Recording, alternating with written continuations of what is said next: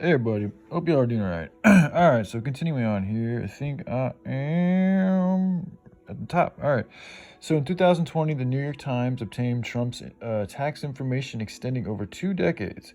Its reports found that Trump reported losses of hundreds of millions of dollars. Since 2010, he had also failed to pay back a $287 million in loans. That's a lot of money.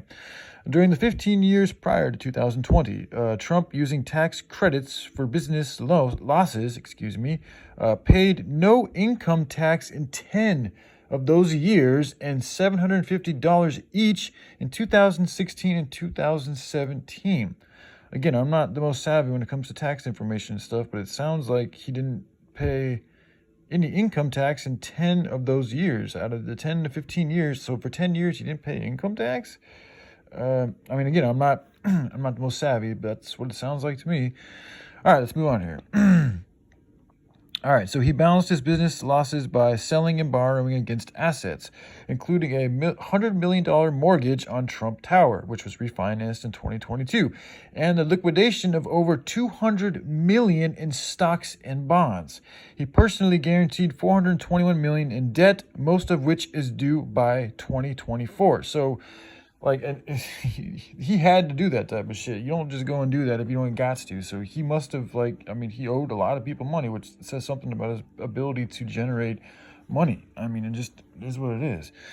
As of October, it's just for me, I didn't realize he had this much issues. I thought he was a little bit more successful, but he's had a lot of issues. So I'm learning here too. As of October 2021, Trump had over $1.3 billion in debts, much of which is secured by his assets.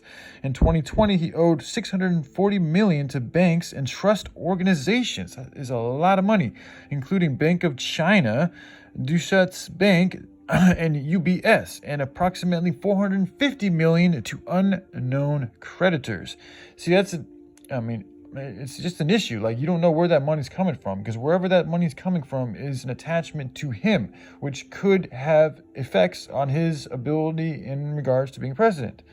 Is what it is. The value of his assets exceeds his debt. All right, business career, real estate. Starting in 1968, Trump was employed at his father's real estate company, Trump Management, which owned racially segregated middle-class rental housing in New York City's outer boroughs. Again, let me just read that real quick. Which owned racially segregated middle-class rental housing in New York City's outer boroughs. It is what it is. In 1971, his father made him president of the company, and he began using the Trump Organization as an umbrella brand. Between 1991 and 2009, he filed for Chapter 11 bankruptcy protection for 6 of his businesses. So, this is a dude that has had a ton of money, and he's had to declare bankruptcy for 6 of his businesses. The Plaza Hotel in Manhattan, the casinos in Atlantic City, and the casino, the Taj Mahal. To me, that's fucked up. You're using Taj Mahal, which is one of the most beautiful and sacred buildings ever created by mankind, and you're using that image to lure people in for a fucking casino.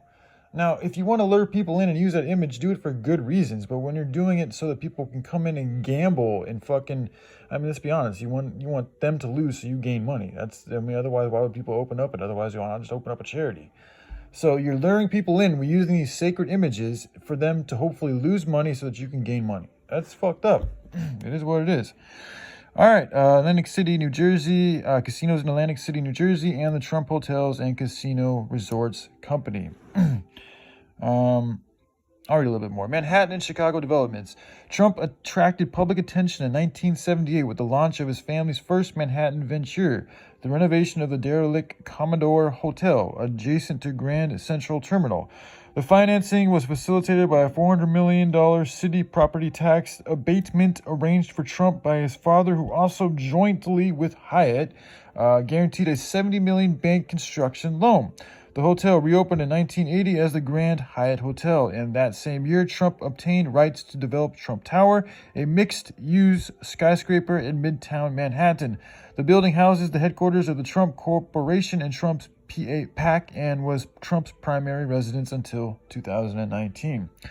In 1988, Trump acquired the Plaza Hotel with a loan from a consortium,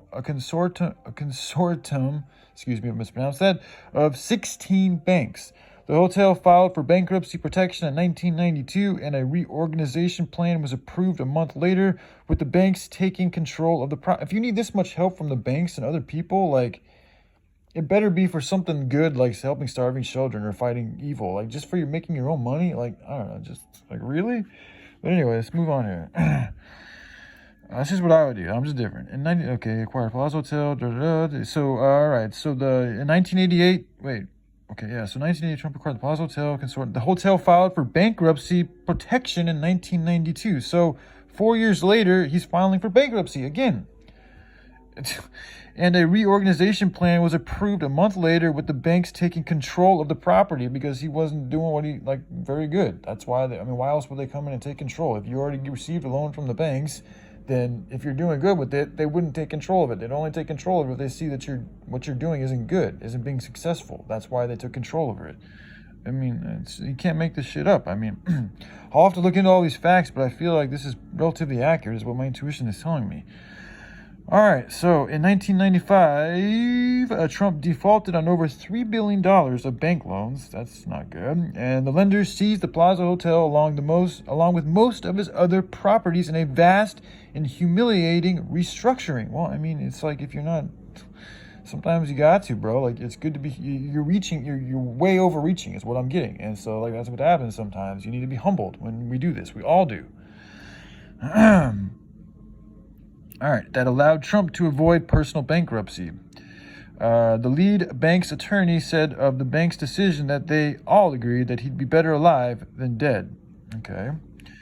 All right, I think I'm going to stop it there. I'll finish this up real quick. Okay, in 1996, Trump acquired and renovated the mostly vacant 71-story skyscraper at 40 Wall Street, later rebranded as the Trump Building.